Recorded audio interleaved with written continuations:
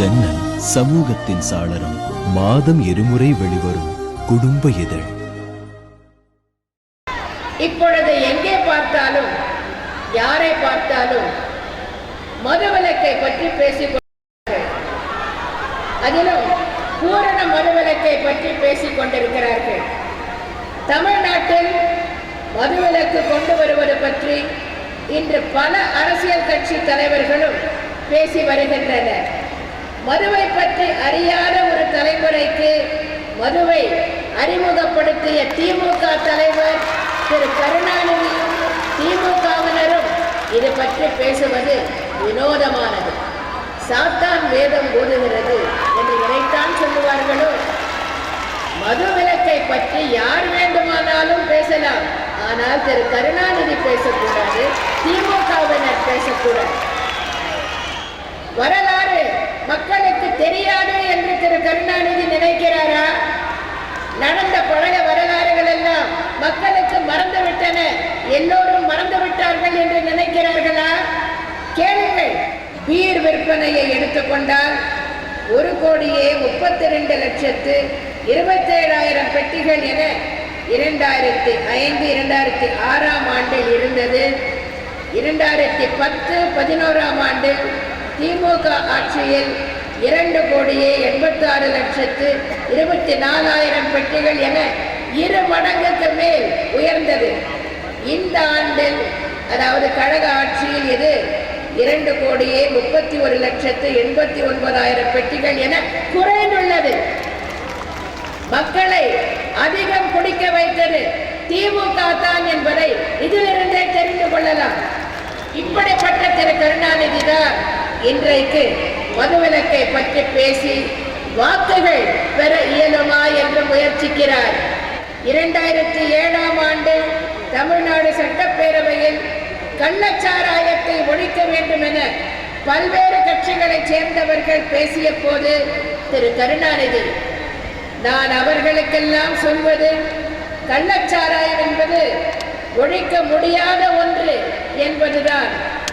அறவே கள்ளச்சாராயத்தை ஒழிக்க முடியாததற்கு காரணம், மதுவிலக்கு திட்டத்தில் நாம் மற்ற நாடுகளோடு போட்டி போடுவதென்றால் அவர்களை விட இன்னும் நல்ல சரக்குகளை இங்கே உற்பத்தி செய்ய வேண்டும் என்பதிலேதான் வெற்றி பெற முடியுமே தவிர வேறு வழியிலே வெற்றி பெற முடியாது என்பதற்கு இன்றைய உலக நிலை, உலக பண்பாடு, உலக கலாச்சாரம் சாட்சியாக இருக்கின்றது என்று சட்டமன்றத்தில் பேசினார் திரு கருணாநிதி. அவரும் திமுகவினரும் தான் இன்றைக்கு தாங்கள் மதுவிலக்கை அமுல்படுத்தப் போவதாக கூறிக்கொள்கின்றனர். மதுவிலக்கு ரத்தை நியாயப்படுத்தும் விதமாக திரு கருணாநிதி சட்டமன்ற பேரவையில் பூரண மதுவிலக்கோ அல்லது பகுதி மதுவிலக்கோ அமலாகும் ராஜ்யங்களிலே கூட அது முழு வெற்றி அடைந்து விட்டதாக சொல்ல முடியாது. உதாரணமாக, பூரண மதுவிலக்கு நடைமுறையில் இருக்கும் தமிழகத்தில் மது இறக்குவதும் விற்பதும் சட்டப்படி தடைப்படுத்தப்பட்ட காரியங்கள். ஆனாலும் ஆங்காங்கே பரவலான குடிசை தொழிலாக அது அமோகமாக நடைபெற்று வருவதை சட்டம் கண்களை மூடி வேடிக்கை பார்த்து கொண்டிருப்பது அனைவரும் அறிந்த விஷயம் என்று 1971 ஆண்டு ஜூன் மாதம் சட்டமன்றத்தில் பேசியுள்ளார் திரு கருணாநிதி. 1937 ஆண்டு சேலம் மாவட்டத்தில் மதுவிலக்கு கொண்டு வரப்பட்டு அதன் பின்னர் படிப்படியாக இது விரிவுபடுத்தப்பட்டது.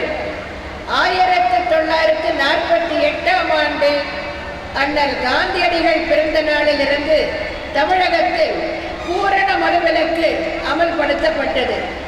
ஆனால் 1971 ஆண்டு ஆகஸ்ட் மாதம் அன்றைய முதலமைச்சர் திரு கருணாநிதியால் மதுவிலக்கு நீக்கப்பட்டது. இந்தியாவில் தயாரிக்கப்படும் அயல் நாட்டு மது வகைகள், சாராயம் மற்றும் கள் விற்பனைக்கான கடைகள் மாநிலம் முழுவதும் திறக்கப்பட்டன.